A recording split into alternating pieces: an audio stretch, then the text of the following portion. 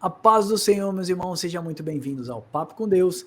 Hoje o nosso assunto é sério. Nós vamos fazer um estudo sobre a terça parte, um número que aponta para os salvos. Então, os salvos têm um número representativo daqueles que serão salvos. Na Bíblia vai mostrar que é apenas um terço, exatamente. A Bíblia aponta para o número de um terço. Max, é literal isso? Talvez como 144 mil não seja um número literal, mas ele aponta para um pequeno número. E nós vamos querer explicar isso para vocês, para purificação dos santos. Então, irmãos, não é de qualquer jeito, não é venha como está e fique à vontade. É venha como está e seja transformado pelo Espírito Santo de Deus. Então, ó, o assunto hoje está escatológico, o assunto hoje está forte. Pega a pipoca aí, senta confortável. Nosso desejo hoje é abençoar e edificar a sua vida. Seja bem-vindo, Wilber. Olá, paz do Senhor a todos. Quem está chegando, se inscreva, deixa o seu like, deixa o comentário aqui. Como o Max falou, é um estudo escatológico, é um número que representa a porcentagem dos salvos, como 144 mil, né, aponta para algo, e também vai apontar para as premissas, né, para a melhor parte para Deus. Isso é importante. Como Cristo falou, a porta é estreita, larga a porta do mundo. Exatamente. Então, essa história de que eu tô na graça, minha igreja só prega a graça, cuidado com isso, as leis morais do Senhor não foram abolidas. Haverá o dia que vai chegar, e o dia já é esse, né? Que escreverei as leis morais na mente e no coração do meu povo. Então, irmãos, nós não devemos deixar de observar as leis morais do Senhor. Claro, hoje em dia nós precisamos das tábuas dos 10 mandamentos, tem upgrade aí na lei. A gente sabe que vai muito mais além do não matarás aí, não roubarás. O negócio é muito mais profundo que isso, amém? Se você é novo no canal, eu vou pedir para você então se inscrever aqui embaixo, né, e pegar esse vídeo, se você gostar ele no final, e mandar para as pessoas aí, para o teu núcleo de amigos. E eu quero lembrar vocês que na descrição desse vídeo vai ficar esse e-book aqui, que eu vou compartilhar agora com vocês. Esse e-book tá bacana, um e-book rapidinho, de uma lâmina só, pequenininho. Lá no nosso site tem mais de 140 e-books como esse daqui. Você vai poder fazer download a qualquer momento acessando papocomdeus.com.br/estudos. Se você quiser fazer os nossos cursos, lá no nosso site também, todo o trabalho é gratuito, vai estar lá gratuito para você, tem certificado, tem avaliação, vai dar para você ser bastante edificado, amém? Lembrando que o Papo com Deus é totalmente gratuito os nossos trabalhos, tá? O Papo com Deus é um movimento que visa servir a Igreja de Cristo e edificar o seu corpo, que é você. Por isso nós estamos aqui para abençoar você. Bora lá, irmãos, vamos compartilhar aqui com vocês. O Wilber falou uma coisa muito séria. A porta do céu continua estreita. Não vem com essa conversa mole, que o negócio não é fácil assim, meu irmão. Então, para a gente dar o contexto, vamos começar em Zacarias 13, 7, que vai dizer o seguinte: vai apresentar a morte e ressurreição de Cristo. E nós vamos ver lá na frente, lá em Mateus, que Jesus vai citar esse mesmo verso de Zacarias. Zacarias 13, 7 diz o seguinte: desperta, ó espada, contra o meu pastor e contra o homem que é o meu companheiro, diz o Senhor dos Exércitos. Fere o pastor e as ovelhas ficarão dispersas, mas volverei a mão para os pequeninos. Essa foi uma profecia lá de Zacarias. Fere o pastor e as ovelhas ficarão dispersas. Olha lá em Mateus 26 se cumprindo, e Jesus aponta para isso. Jesus diz o seguinte: então Jesus lhes disse, nesta noite, todo vós vos escandalizareis comigo, porque está escrito, ferirei o pastor e as ovelhas do rebanho ficarão dispersas, mas depois da minha ressurreição irei adiante de vocês para Galileia. Olha só, antes de mostrar a terça parte para vocês, Jesus está apontando ali que ele seria ferido e as ovelhas ficariam dispersas. Por que eu estou mostrando esse contexto? Porque lá em Zacarias está falando do grande e terrível dia do Senhor. Então está mostrando uma profecia futura, onde Jesus seria ferido como pastor, as ovelhas ficariam dispersas por esses 2000 anos depois que Cristo partiu para a glória e nos deixou o Espírito Santo. E depois em Zacarias 14, no final de Zacarias 13 e Zacarias 14 vai mostrar o quê? O cerco a Jerusalém e o grande e terrível dia do Senhor. O dia de julgar Jerusalém chegou, ok? Então nós queremos mostrar esse contexto para você entender isso. Então em Zacarias 13, Deus está mostrando essa profecia da morte e ressurreição de Cristo, ok? Quer fazer um adendo, Wilber, para a gente já conectar num terço? Sim, Max, o que acontece? Aí também, né, se a gente pega o capítulo 12, o capítulo 13 e 14, muitas pessoas colocam somente como o Israel na carne. E essa parte do capítulo 7 já vai desbancar um pouco isso. Por quê? Porque Cristo cita essa profecia falando da morte e ressurreição dele, e ele fala que vai voltar, né, e vai pegar na mão de todos. Ou seja, quando ele ressuscitar, todos aqueles que creem nele estarão perto. Por isso que fala em Atos, né? Aproximados pela cruz de Cristo. Então, isso está se cumprindo na morte e ressurreição de Cristo. Não está se cumprindo no Israel literal. Por quê? Porque o Israel literal não aceita Cristo. Então, Zacarias 12 e 13 e 14, ele conta uma narrativa como o profeta Joel faz o seu tipo de escrita. O profeta Joel fala de duas chuvas, uma que cai em Atos e depois só vai cair uma outra lá no final. E Zacarias faz a mesma coisa. Ele fala de Cristo ali, da morte e ressurreição, e depois ele vai pular uma linha do tempo para falar da vinda do dia do Senhor, como Joel faz. Maravilha. E o que o Wilber está falando é o que eu vou ler agora para você, ó, Zacarias 13:8. Irmãos, olha que pesado esse verso. Presta atenção como é pesado a palavra do Senhor. Em toda a terra, diz o Senhor, 2/3 delas serão eliminados e perecerão, mas 1/3 desta parte restará nela. Deus está apontando aqui para um dia de juízo. 2/3 perecerão e apenas 1/3 vai restar. Então esse contexto de Zacarias 13:8 está vindo como juiz de Deus sobre a terra e o remanescente de Israel. Quem é o remanescente de Israel? O corpo de Cristo. Ô Wilber, deixa eu te falar uma coisa já para a gente quebrar um paradigma no começo desse estudo. Algumas pessoas falam que o remanescente de Israel é o povo judeu, aqueles que guardam os mandamentos do Senhor. Você tem um versículo aí de Apocalipse para a gente citar aqui, dentro desse contexto, e mostrar que não é os judeus?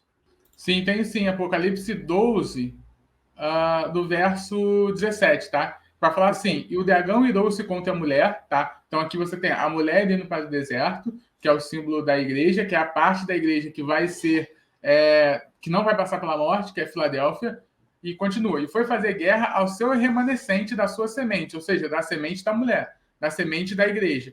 Os que guardam os mandamentos de Deus e têm o testemunho de Jesus Cristo.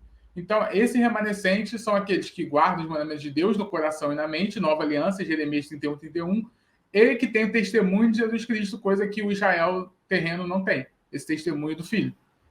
Eles não têm o filho, quem não tem o filho não tem o pai.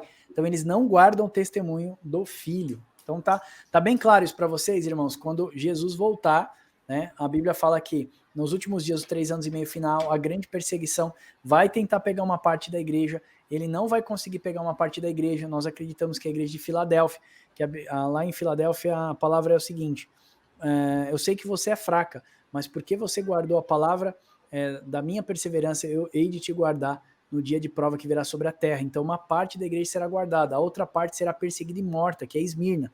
Então o dragão vai se virar e vai procurar a outra parte da igreja, que ele vai tentar fazer guerra para matar essa outra parte da igreja, certo?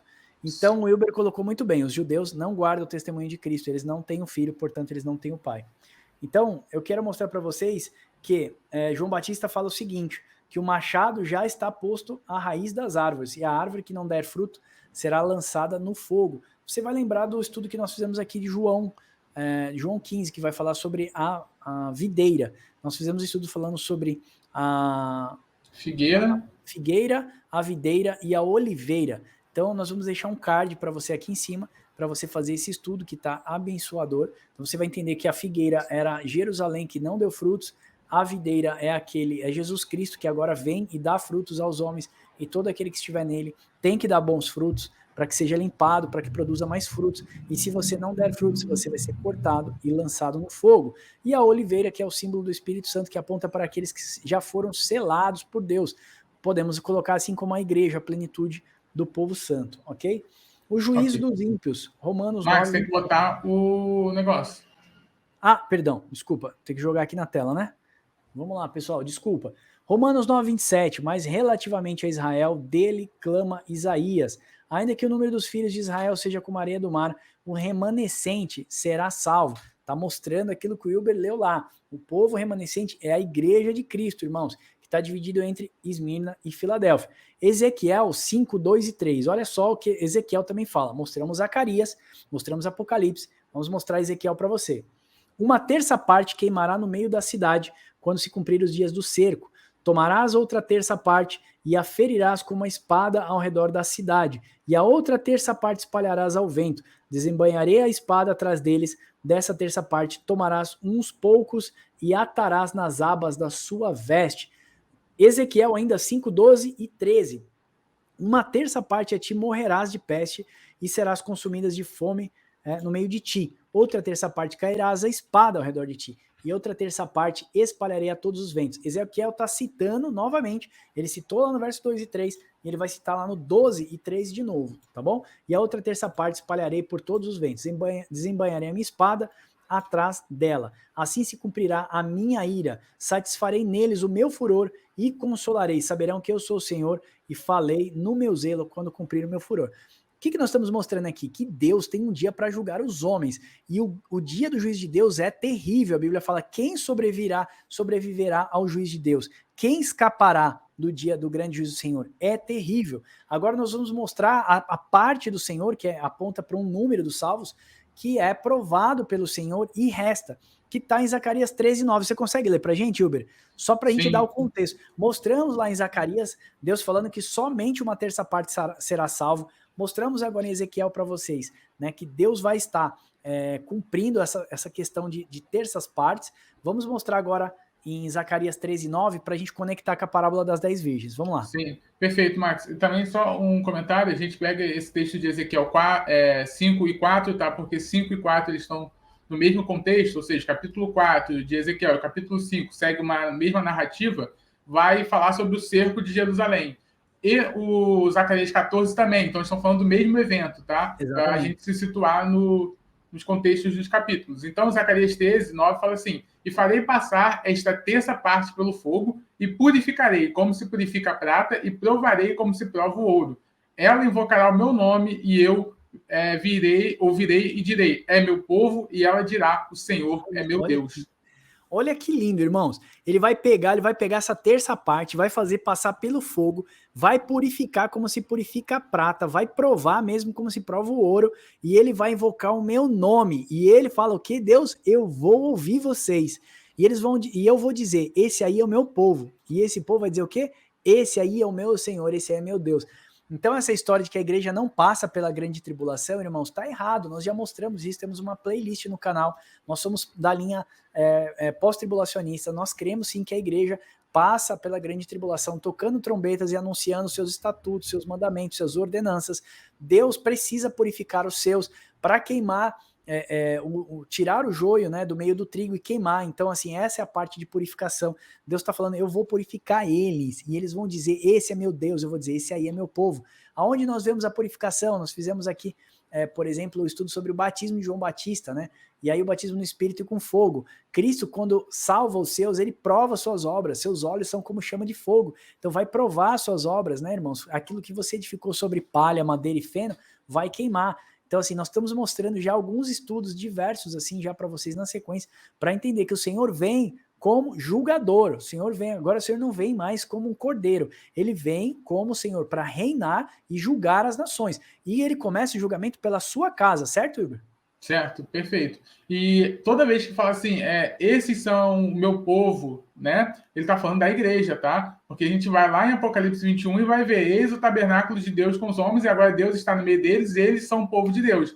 E isso está falando da Nova Jerusalém, que desce do céu, que é a esposa do Cordeiro. Então, esse povo já está ali estabelecido quem é. Não são os israelitas na carne. E esse texto de Zacarias 14, né? Zacarias 13, verso 9, vai ligar com Oséias 1, que vai falar que os filhos de Israel vão ser como a areia do mar, e aí é bom entender o texto de Oséias. Eu e o Max vamos fazer um estudo sobre as duas casas, esse texto vai entrar, que vai falar que os filhos de Judá e os filhos de Israel se congregarão juntos, e sobre eles será uma só cabeça, que é o Cristo. Ou seja, eles vão fazer parte de um só corpo. Maravilha. Olha, Malaquias 3, 2 e 3 fala o seguinte, ó: mas quem poderá suportar o dia da sua vinda? E quem pode subsistir quando ele aparecer? Porque ele é como fogo do ourives e como potassa dos lavandeiros. Assentar-se-á como derretedor. Deus vai se sentar como derretedor e purificador de prata, e purificará os filhos de Levi e os refinará como ouro e prata. E eles trarão o Senhor justas ofertas. Olha, eu vou ler esse finalzinho para você. Ele vai purificar os filhos de Levi. Ele vai se assentar como aquele que derrete, o derretedor. O que são os filhos de Levi? Você que é templo do Espírito Santo, você é sacerdote desse templo da nova aliança.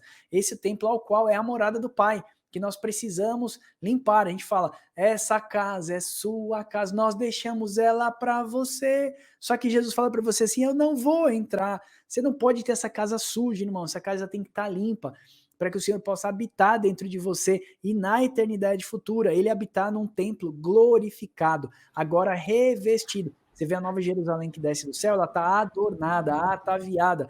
Ela tem o quê? Ruas de ouro, porque os seus caminhos agora serão santos. O seu muro tem 144 mil, aponta para o quê? O número de 144 mil, a plenitude do povo de Deus. Não são só 144 mil, você que nos segue já sabe que é um número que aponta para algo. 144 mil de altura, 144 côvados, aponta, na verdade, para uma altura gigantesca que o homem não consegue transpor, aponta o quê? A separação do santo e do profano. Então, assim, é todo um símbolo que está lá no nosso dicionário do Apocalipse. Eu vou pedir para o Uber deixar um card aqui em cima para vocês fazerem download desse material e assistir também o vídeo que a gente fez, o dicionário do Apocalipse para abençoar a sua vida.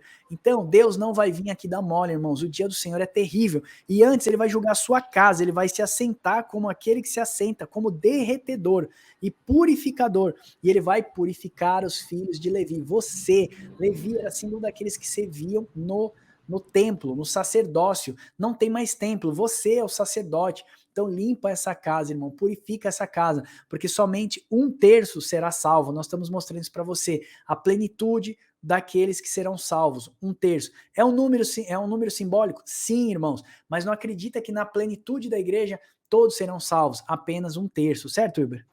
Sim, então, como você falou, quando fala Levi ali, está apontando para um sacerdócio. Só que nós temos que colocar isso na ótica, na visão da nova aliança. O que muitas pessoas falam é, ali, tá vendo? Vai ter um sacerdócio levítico no milênio. Eu não vejo assim. Eu vejo que está apontando para o sacerdócio perfeito. Por isso que vai falar, eles entregarão a oferta perfeita. Qual que é a oferta perfeita? Você aceitar Cristo, seu coração puro. Você é a sua oferta perfeita. E aí, isso vai nos remeter a um templo, né? Lá em Ezequiel, por exemplo, que tem várias passagens para falar, por exemplo, de um sacrifício com sal. Mas aí, quando a gente vê a referência cruzada, vai levar lá para Mateus, que fala, vós sois o sal da terra. Se o sal perder o valor, não serve para nada. Então, a gente tem que entender essa transição na antiga aliança para a nova aliança. Então, ele está falando de Levi, mas apontando para o sacerdócio dele, para o reino dele milenar, que seria o reino de rei e sacerdote. Maravilha. E ó, você quer entender? Lá em Zacarias está falando de 1/3, Ezequiel está falando que só 1/3 vai ser salvo, aqui em Malaquias está falando que só 1/3 vai ser salvo, que é um símbolo. 7 igrejas da Ásia, você percebe que 5 tem repreensão, só 2 não tem repreensão, só 2 que ele fala que ele vai guardar, ele vai proteger, e aí aponta o quê? Se você dividir 7 por 1/3, você vai ter 2,33. Realmente, só Filadélfia e Esmirna na última hora estará sendo guardada pelo Senhor. Então, irmãos, ei, acorda, somente 1/3. Conta aí, se tiver 10 pessoas na sua casa, imagina como número simbólico, só 3 vão ser salvos. Mais ou menos isso que a gente quer ver. Então, aquela grande congregação que levanta a mão lá no domingo, nós deixamos essa casa para você. Aí Jesus fala para você assim, desculpa, não vou entrar nessa casa. Você precisa purificar esse templo. Você precisa purificar isso aqui, irmão, para que Deus possa habitar hoje e para que você possa fazer parte da Nova Jerusalém. Esse é o estudo que eu gostaria de fazer com você, eu e o Wilber. Nós vamos deixar o e-book desse estudo aqui embaixo para você fazer download na descrição também desse vídeo e nós vamos deixar também no comentário afixado aqui. Se você quiser fazer cursos lá no nosso site, tem mais de 15 cursos e mais 140 e-books gratuitos. Todo o nosso trabalho é gratuito. Visa edificar o corpo de Cristo e abençoar a sua vida aí. Amém? Deus abençoe vocês, irmãos, e até o próximo Papo com Deus.